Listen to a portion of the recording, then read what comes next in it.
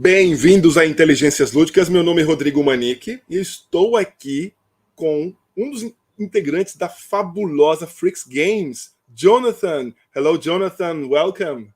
Oh, thank you. How you doing? I'm good. Just arrived here after a weekend trip to visit my brother, so I'm feeling motivated for a new week of work. Okay. So first, thank you for joining us. And your games here in Brazil, as in all around the world, have a huge success. And you are all of four brothers who like to play and create board games together, right? Yeah, well, we're not only four. Four of us started the company, but we're more than that. Oh, nice. Actually, in the family, we're one of the biggest families in Sweden. So we are 10 brothers and 6 sisters. So we're 16 kids in the family. Wow, that's awesome. That's awesome. And so I'm number 14. So I have 2 younger siblings and 13 older ones. Yeah. Well, that's great. Having a big family. And could you tell us a little bit more about you, your brothers? When did you start playing board games? Yes. So most of the board game interest comes from our father. So our father is a maths and science teacher, and he was interested in board games long before it was common to play board games in Sweden. He actually had to import games from the United States to be able to play them here in Sweden. And he liked the strategy games, and he liked using games as simulations to teach and to experience how real world events could have gone down. So he used these games as a launch pad to create his own games, mostly for educational purposes. So I remember very vividly when I was a kid, I learned some space vectors and vector calculations from playing one of his games called Trader, which is basically a space freight simulation game. So you have to account for the gravitational pull of the planets and try to create orbits and things like that. And on a board game, on a game board. So it was it was quite advanced, but it's still very simplified to just get the concepts of vector calculations and things like that, and the concepts of free falling space and Newtonian physics. So that was a great thing. So when my oldest siblings grew up, they grew up playing a lot of his simulation games, and when I grew up much later, we played both his games, but also the games that my older siblings had started making before I arrived at the scene. In that time, did you envision at that time working with board games? No, actually not. We played a lot of board games, and we invited friends over to play, but we never really had a good. We didn't have the goal to make it a world market thing back then. The first try was with our first game, Wilderness. Actually, my two of my brothers, Daniel and Thomas, they are twins, and they made a school project from Wilderness where they tried to make one of my father's games from the 70s into a more modern game. And they made it as a school project, and then they tried to sell it to a company. It didn't work. They didn't want it back then. But my brother Daniel continued to work on it for 10 more years. And that was the first game that we launched when we started the company, because we thought it was really good, and it was a shame that nobody wanted to take it. So. Oh, I see. It's in 2011, I believe, if I'm not mistaken. That's when the company started. Yes. Yeah. Ah, okay. I mean, you started creating worlds, adventures. What kind of challenges did you all face? Well, the first thing that happened was that we have a brother whose name is Enoch, and he is the CEO of the company, and he is the only one who doesn't make his own games. So basically, he was working as a cashier on a superstore, and he thought to himself, like, is this what I'm going to do with my life? And he said that, okay, do I have any skills that could make me money? And he said that, no, I don't. But then he said, do my brothers have some skills that can make me money? And he came to think about the board games that we made and thought that, we should start this. We should make a company and actually, be professional about it, try to get them out on the market. So as one of the only occasions where we actually meet, all of us, is at a wedding. So on our sister's wedding, we had a meeting with all who were interested in this, in the games, and he asked who would like to join this company, and let's start a company and we make the games, try to reach the mass market. And so 4 of us decided to start the company, and it was me and Enoch and Jacob and Daniel. But of course, many more of us were interested in the game development, and many more of us have been participating in playtesting and giving feedback. But they didn't want to be, involved in all the administrative work of, and financial things of, trying to run a company. They were not interested in that part, so they didn't join the company back then. This journey, you started with your brothers, your siblings, Daniel, Jacob, and your family, right? Could you tell us about what are the principles of your game design? One of the, I think, the most noteworthy principle we have is that we always go from theme, and then we develop the games from the theme. So you can see a lot of board games on the market, and you see there's a really good, cool, balanced game design, like a game mechanism. And you see that they have attached some kind of story to it, and it's not about the story. It's about, the mechanism, how you move cubes from one place to another and things like that. It's very mathematical and very systematic. Sure. But our aim has always been to tell a story and to try to make, and it comes from my father's love for making simulation games. So if you're simulating something in the real world, then the rules should make that thing pop out. So the rules are there to tell the story, and not the other way around.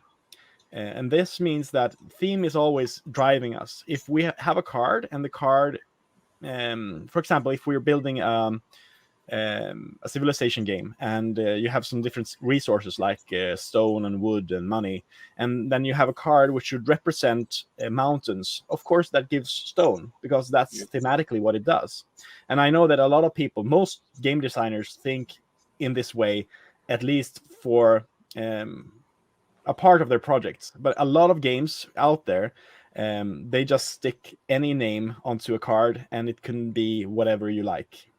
And for us, that's really strange. We want the cards to remind you of what the card represents in real life. If you were there, if you could actually look at what's happening, the effects of the card should in some way mirror that. So you feel like the rules are enhancing the storytelling, and it's enhancing the experience of being in another world, in another adventure, as you said. So the theme is the most important game principle that we use. It's like I have a small pet, and then someone plays out a card, and whoops, that other pet has eaten my pet. Right, there is I think it's in Terraforming Mars. There is a card which, okay, I'm raising my pets, and then whoop, someone eats my pet. So meet your yeah, it's almost there's predators in Terraforming Mars which can eat your animals, not pets though, because the pets are protected, but other animals they can eat. Really cool. Actually, if you look at the card for pets, that's actually one of our beta testers' dogs on that card. Really nice, really nice. I have because there are so many cards, many cards, and each one of them, you feel the pressure or the importance of each card. They're meaningful. In 2011, you released Wilderness, Space Station, and Brawling Barons. Yes, Brawling Barons. I have a friend. He brought from Essen some years ago. I still have to play it. He played several times. I saw him playing. How was it to release those first commercial games? I believe Brawling Barons. You were the designer, right? The lead designer. Yeah, that's right. Brawling Barons was my first produced game, and I was very happy about it. Still happy about it. It's a very simple, quite elegant, short duel game where I think I've made something unique with the game mechanism. Well, both players use the same deck of cards, and they both draw from this deck of cards. But one of the major quirks about it is that the cards that are left in the deck decides how long the game is going to take. So when the last card is drawn, that's when the game ends. But the cards are also money, so you take cards from the deck to collect money, and then you can pay them back to the deck to pay for something. So that means that you can control the pace of the game. So if you're in the lead and if you have more points than your opponent, you try to end the game by collecting resources. But if you want to prolong the game to have time to catch up, then you can pay and invest money to prolong the game. And that's I haven't seen that in any other game, so I'm quite happy about that mechanism. Now, about releasing your own game, that was beyond every expectation I had when we got from the factory home shrink wrapped, like in plastic, the game that we've been working on for, by that time, more than 10 years. And getting that, and you just smell the product, like it smells mass produced. It smells of the glue. It smells of the everything. Yeah, it felt so unreal to have this professionally made product, and we knowing that we are only 4 brothers working together to create this game, and it was a passionate hobby project. But now we have this, this professionally produced game that beats almost every other experience from this hobby and from this work that we've been doing. I just want to add another thing, because it's not only positive, because when we got this first batch of games to our home, the first produced game we had, we made a crowdfunding campaign to finance the game. We didn't get a lot of support, but enough to make the project happen. We printed 1,500 copies, which is a lot for us, but it's pretty low in terms of first productions of board games. You want to go much higher than that if you want to have a good prize. But we got the first boxes home, and we opened them, and we loved seeing and smelling the newly produced cardboard tokens and the cards and everything. But the first game we opened actually had duplicates of one punch board and missing another punch board. And I was in charge of the file processing and file management to the factory, and I almost got a heart attack, because I thought to myself, well, what have I done? Did I send in the wrong files? Are all 1,500 copies of our first game, are they wrong, everyone? We opened another game just to see, and that it has the same fault. It's like, oh, and I was panicking. I ran from there because we had gone to my parents' house to open with them, and then I ran from them all the way home just to check the files. But the files were actually correct, and it turns out that only 2 boxes of games, like 2 times 6, so 12 games copies in total out of these 1,500 copies, had this fault, and those 2 were the ones we opened first. So. Our we don't even know how that happened. How did those boxes end up on those pallets that were sent to us instead of some other pallet? And how were those the first ones we opened? So we really had a horror moment when opening the first game we ever made. So you really, oh my goodness, what a coincidence! Just exactly this 2 boxes had this problem. But fortunately everything went well, and here you are now. Yeah, turned out great. In 2016 came Terraforming Mars, a very addicting, amazing experience of adventure. When my friends introduced me to that game, I was, wow, really cool box, really heavy box, lots of cards, beautiful, everything, art. And he asked me, how you want to play, with draft or without draft? Or okay, we played 3 people, then 4 players, and it was a blast. Of course, the first time you have to get acquainted to the game, right? But I didn't expect to win anything. I just kept playing, and everything was you felt, for example, the oxygen. Then here we have, okay, I'll place this tile here, which will help me. And as a colonization game, companies, and each company has its own powers, and it was something that I didn't see. I like to play lots of games, right? But that game was really different from everything I had played that time. By that time, Mhm. how was it to create this amazing experience? Yeah, Jacob came up with this idea after visiting the first Essen in 2011, because that's what we did when we started the company. We made some handcrafted Wilderness copies, and we went to Essen to show the game. And that's what led us to make the crowdfunding campaign and then printing the mass-produced copy of Wilderness in 2012. Jacob came up with the idea for Terraforming Mars after visiting Essen in 2011, so 5 years before we actually released it. That's when he just came up with the idea that, I should make a game about terraforming Mars, because that's what much of his enthusiasm is with science, with Mars, and with science, like science fiction and future stories by Isaac Asimov and Heinlein and other science fiction authors. So he really likes the science and Mars. So he wanted to make a game about terraforming Mars, because that's also something that he had never seen before. And a lot of the game and the passion comes from bringing to life something that you have never seen before. Like, I want to play a game about terraforming Mars, but there's no such game, so let's make it. Okay.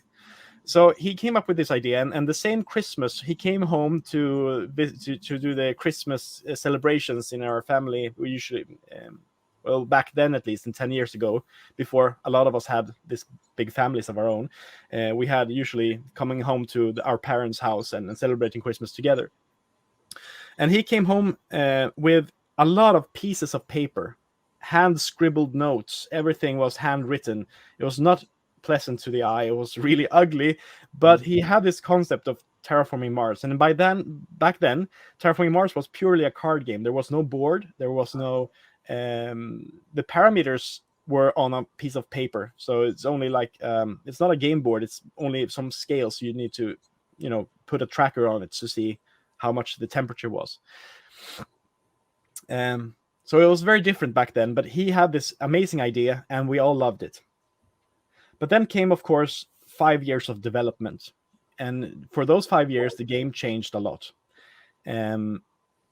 We added the board, we added milestones and awards, we added a lot of rules over the course of many iterations, of course. It changed a lot. The milestones. What? The milestones neat idea. Also. It was good.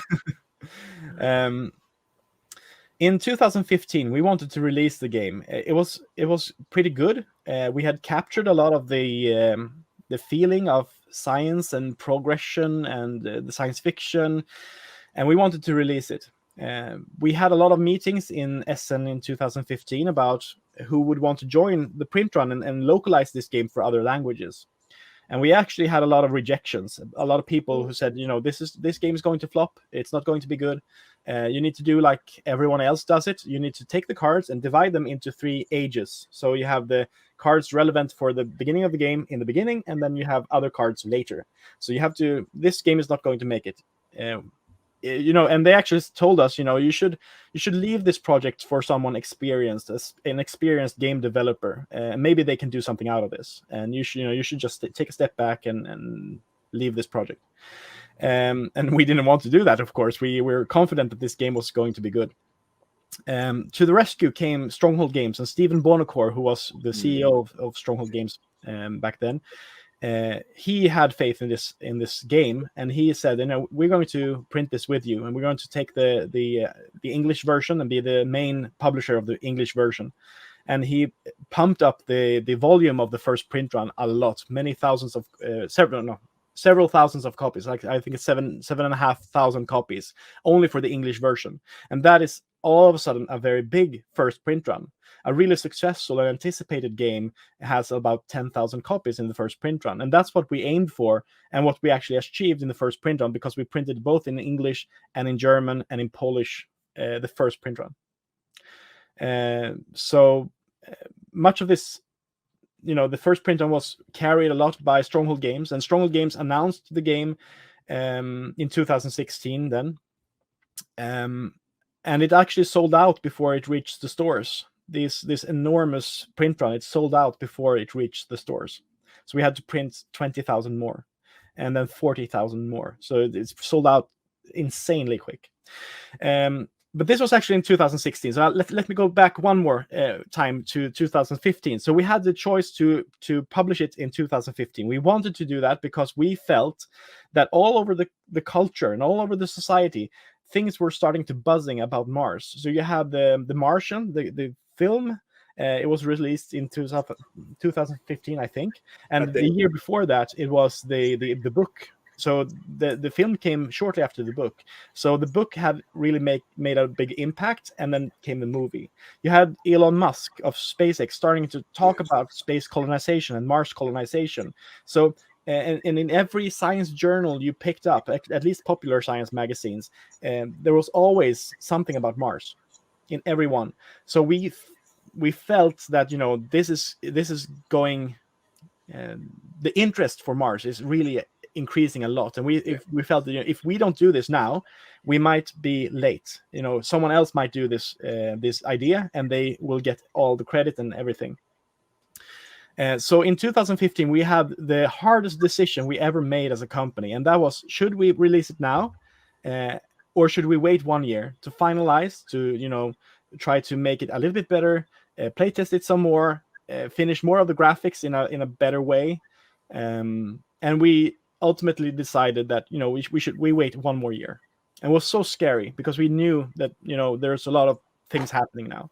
And in 2016, when we released it, there was 5 games planned to be released, which had, you know, the theme of Mars. So we were in the middle of a great big thematic boost about Mars.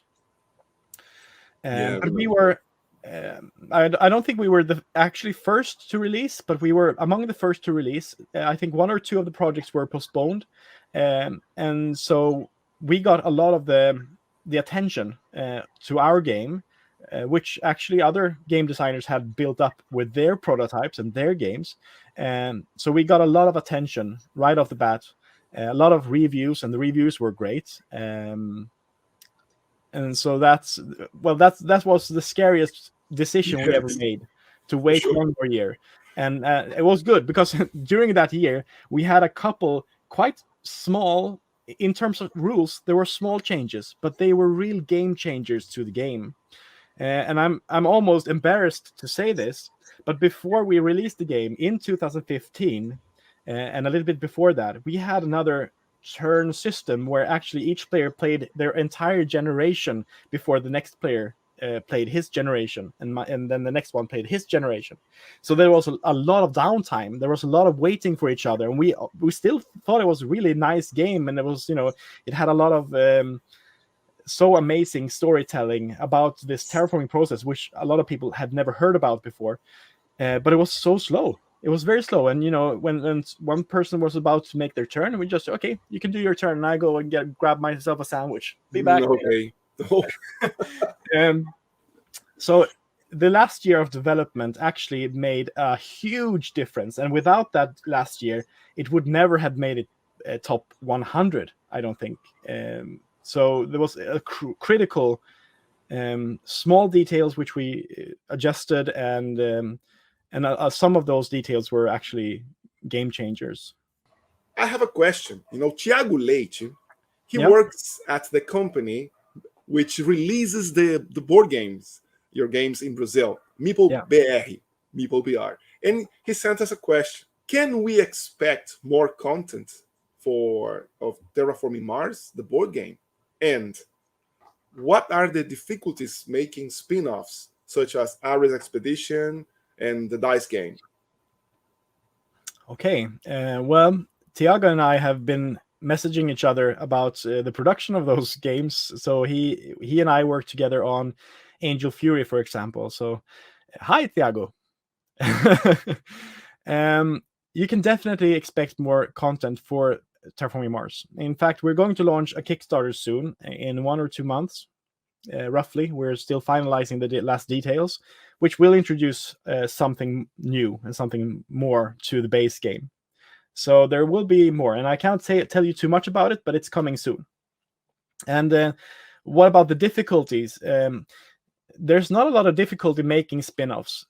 In our case, we're actually quite restrictive of making spin-offs, and maybe you don't think that because we're already released Ares Expedition and the dice game is coming.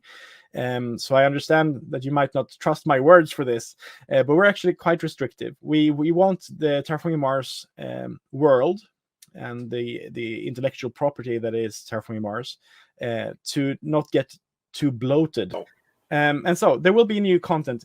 What's the problem, the difficulties of making spin-off versions of Terraforming Mars? And it's not a big problem to make spin-off products, but we want all the products to be good. We want all of them to be true to the theme, true to the attention to detail. For example, like the base game is. Jacob is a PhD in chemistry, so he really likes the science, and we want it to be a science, well, more or less accurate. It's a mix between the science and the science fiction, but it's going to be science heavy, and we don't want to make spin-off products that are neglecting this or making a pure fantasy world out of it. We want it to be, legit. We want it to be good. Yes. And in our case, the difficulty is that we have so many projects that we want to work on that we don't have time to make the spin-off products. And a lot of people are approaching us to make spin-off products for Terraforming Mars, and we just,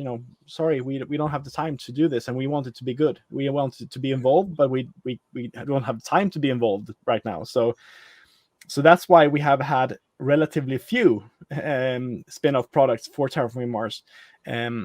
And again, maybe you don't feel like there are few of them, but there would have been a lot more of them if we just, let everyone have what they want. Angel Fury. Angel Fury brings a very different approach to a subject which I was always fascinated. It fascinated me. Angels versus demons. This game brings interesting mechanisms I would never imagine could be done in a board game, and what it offers. How did it happen? Yes, Angel Fury has been in the works for several years. I think Daniel made the first prototype like some 5 years before we released it or something. And Daniel is a very different game designer than Jacob is. And if you have played our previous game, Fleets, the Pleiad Conflict, you will see that he has a very aggressive play style. He likes games where you can crush your opponent. And when we're talking about new ideas for Terraforming Mars, he is the one who enjoys like corporate espionage and sabotage and trying to crush your enemies in different ways. So you see that in their game designs, they're very different.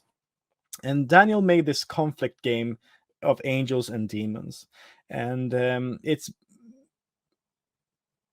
basically the design goal, I would say, is to take these big war miniature games, which are generally 8 to 10 hours long, and then try to maintain the feeling of a grand epic war, but bring it down to board game size. So the board game size, you can play it within 1 to 2 hours usually, and it should be it has some more board game elements and board game mechanisms in it. For example, you don't have the free movement. In most war games you have free movement. You can actually move anywhere you want, but in this case we restrict it to areas where you enter with your troops. So we take the grand theme and the grand feeling of commanding your own army, and we try to bring it down to board game format. That's what we try to do. So we introduce board game concepts such as deck building and area movement, resource handling, hand management, and such traditional board game mechanics to this epic war game. I was not expecting this game. I was not expecting. And wait, Fricks Games released that game? Wow, I didn't see that coming. No. Totally different, totally original. It is, and it's that's what makes even though the similarities to Terraforming Mars is basically the theme. No, not that this theme is the same, but we have the same attention to the theme. In the same way, we're building all the mechanics, all the rules. We build them to tell the story, and we do that in Terraforming Mars as well. The rules are there to enhance the storytelling. For example, why do you pay 3 money to keep a card in Terraforming Mars? Well, it's because you're buying the patent. You're buying the rights to do this project, and then you have another cost to actually perform the project. So you have this administrative cost to buy the patent, and then you have another cost to perform the project, which is, it's thematic, but it really enhances the storytelling and the feeling of being in charge of a corporation, and you have to budget your money because you cannot buy all these patents without actually playing them and things like that. And in the same way, in Angel Fury, we're building the rules to enhance the narrative, the theme, the story. And so that's the attention to theme is the same, and it's the same work of, let's say, love. Maybe I'm not being humble enough, but it's a labor of love to put this theme and trying to give this story the best possible game experience for players to experience this. But it is very different from Terraforming Mars for sure. It attracts another group of players. It can be played solo, and that's Jacob's work. Jacob is a solo player. He wants all of our games to be able to play solo. But we can also play it with 1 against 1, 2 versus 1, and even 2 versus 2.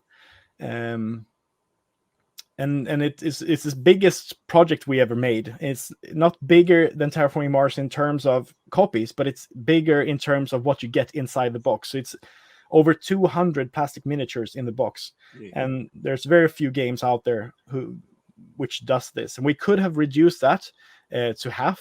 Then you can only play 1 against 1. And that would have been maybe better from a marketing perspective, because it would be much easier to sell them. But we wanted to allow for 1 to 4 players. So I haven't played yet the once solo game, but I must tell you, just going back to Terraforming Mars, which has a very nice, neat solo, and it helped me a lot through 2020-21, the first half of 21, which is I want to play Terraforming Mars. I want to take so I played solo and really worked well. Really amazing. I will play this one as well. And I have to tell you something. I'm a miniature gamer, war game. I play lots of, and you have succeeded.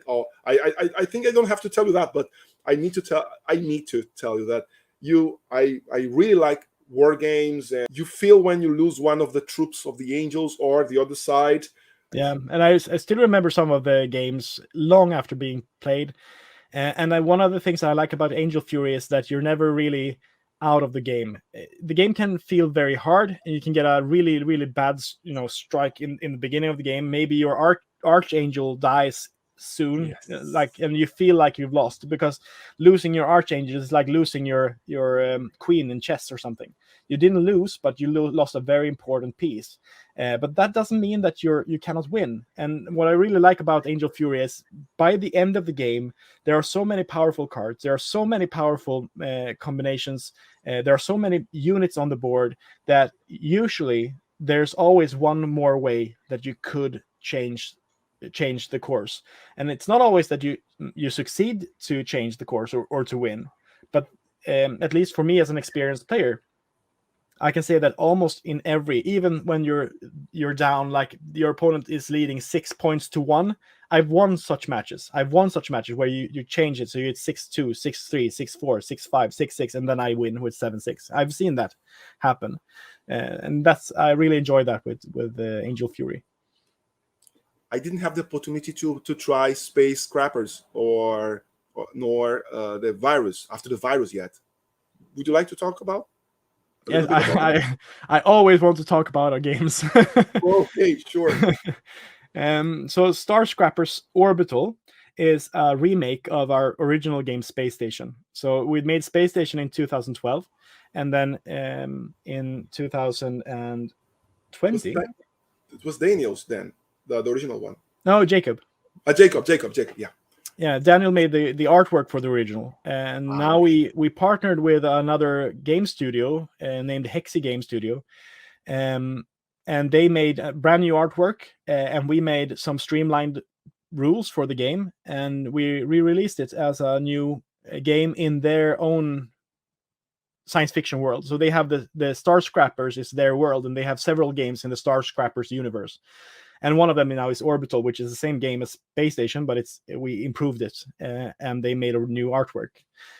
So it's a quite simple game where you build your space stations and try to interfere with the opponent's space stations. It's a very easy game. It's quite fast game. It has a little bit more take that than Terraforming Mars does. So you can shoot at the other space stations, so that you can damage their modules, and you have a lot of event cards which can change how it comes out. Well, it's a really nice game, and I encourage people to try it out. And especially if you like the Space Station one, this one I think is better in almost every sense. So. And then we have the After the Virus, and After the Virus is also Jacob's creation. So Jacob, he's never been a zombie fan before, but he, again, just like he just got the idea to make a game about Terraforming Mars, he got the idea to, I should make a zombie game. He didn't have a lot of inspiration for what that was, so I know that he binge watched Walking Dead and other zombie themed movies to get inspiration, but in the end he had this amazing mechanic for simulating the growing zombie threats, and that's what I think brings After the Virus to life, because it's a deck building with a twist. So you have this starting deck of cards, and you want to buy more cards into your deck. But the problem is that every time you reshuffle the deck, there will be coming more and more zombies into the deck as well. And the zombies you need to try to destroy and move out from the deck again. So you try to deconstruct the deck by removing the zombies, but they keep coming in. Every time you reshuffle, more and more zombies are coming into the deck. And then you have this campaign mode with 16 missions in the base game. We also released an expansion for it last year, called The Long Cold, which introduces new characters and new missions and new cards to customize your deck even more.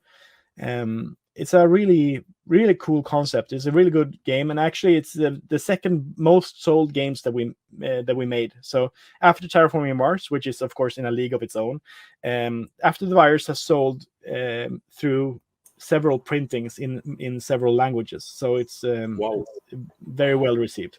And finally, we come to Terraforming Mars Ares Expedition. Mm-hmm. What made you bring this to us? Another great experience to our tabletop gaming. What kind of challenge? Okay, did you face any challenge to make this one? Here I have to, I think, partly disappoint you. Mm-hmm. And it's that Ares Expedition was not our design. So basically, we were working on the dice game. So a lot of people were asking for a simplified version of Terraforming Mars, which was shorter and was more family friendly. Yes. And we started making the dice game version. And when we were in the middle of making the dice game version, Stronghold Games actually approached us. They actually flew here with a plane to Sweden, to show us their project. And their project was Ares Expedition. And one of their lead designers, Nick Little, had made his this version of Terraforming Mars, where a lot of the things were the same, but he had basically mashed it up with Race for the Galaxy, and made this version out of it. And they wanted to push this product because they knew from their customer service and from their playtesting that this concept was what do you call it? It was flourishing. It was well appreciated. It was well received. People wanted it. So we basically said that, well, if you have this feedback and if this is a good thing, we tried it out, then you can continue doing this while we continue to focus on the dice game. And so basically, we were not really a part of developing Ares Expedition. We were full focus on the dice game by that time. I have a box here. We have Jacob, and then Nick Little and Engelstein. Sidney Engelstein. Yes, and Yes. that's why I was curious about. Yeah, and Jacob's name is there mostly because this game is borrowing so much from the base game that we Yeah. cannot say that Jacob wasn't involved. He was involved because he made most of the game, but he didn't make this adaptation. So his name is on there mostly because it's our game and it's so Of course. heavily influenced by this game. So he's on there, but again, we didn't make a lot of design decisions. We looked at the prototypes, we tried them out, we gave them feedback a few times, but we were not actively involved, and we were not actively involved in the expansions either, actually. So this was Stronghold Games project, and they carried it out, and it was very successful as well. So and we enjoyed playing it as well. It's Very nice. Yeah. Very cool. It's a part of the family here. Oh, come here. So, and the last question for today is: you have brought us a different perspective. We have had lots of interviews, but today was a very different perspective, right? For the questions we talked today, and I think you should be the one to tell us any tips to anyone who would like to start working with board games, being a designer, developer, start a company. Yeah, wow. For ourselves, it has always been a passion project. You have to be passionate about showing your games, bringing entertainment to people. For me, at least, it has been my source of motivation for throughout all these. Well, now it's 12 years. To see people playing my game and be entertained by it, by laughing at the game, having a really good time. And for me, that has been the most important thing, to have this passion to entertain.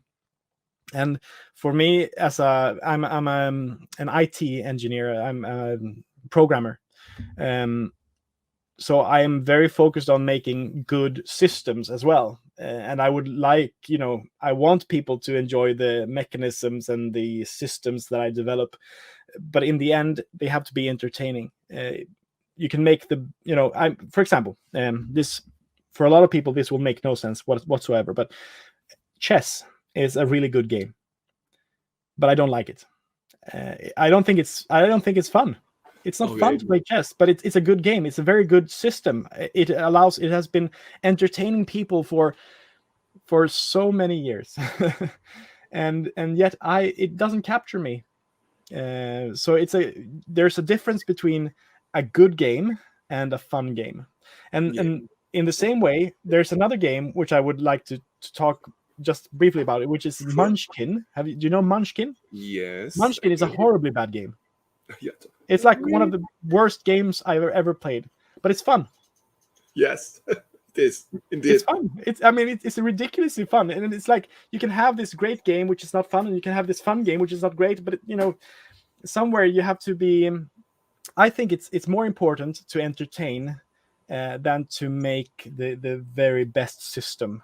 I think when you start doing your games, you need to be driven by seeing people experiencing what you made and be really happy about what they're feeling and what they're experiencing and what they can enjoy and bring with them after the game. Wow. And I don't know if that answers your question. There's one more thing that I should say, and that's don't expect to be paid. Oh yeah. And I can say this because most people who make games, they don't make enough money to be able to live off of it. So if you want to make games and only make games, then don't expect this to be something that you can live on. On the other hand, for us, we make the games, we develop them, we illustrate them, and we release them. So we are both designers, developers, illustrators, and publishers of the same game. And when you're doing all of that, there's a good chance that you can make a living off of it. But that's a lot of work. And for us, for example, we started the company with 4 people, and we were lucky enough to be very different from each other. So I was the one taking care of the website, all the customer service. I took care of the file administration because I know the IT part. I know the computer part. And then my brother, who's not making the games, who is the CEO, he took care of the administration, the financial reports, all the bookkeeping, everything that needed to be done from a legal point of view. Jacob was the idea the idea host. He just ideas everywhere, good ideas, game designs. Daniel was our illustrator and also made the 3D print, 3D modeling for our game. So we were very different, and because of that, we could make the company, and we could complete each other's skills to be able to do all these parts, both designing, developing, illustrating, and then publishing the game. So we made everything from scratch. We didn't hire anyone else. And when you do all of these steps, it's very hard to do. But when you do all of these steps, then I think that you can make a living off of it.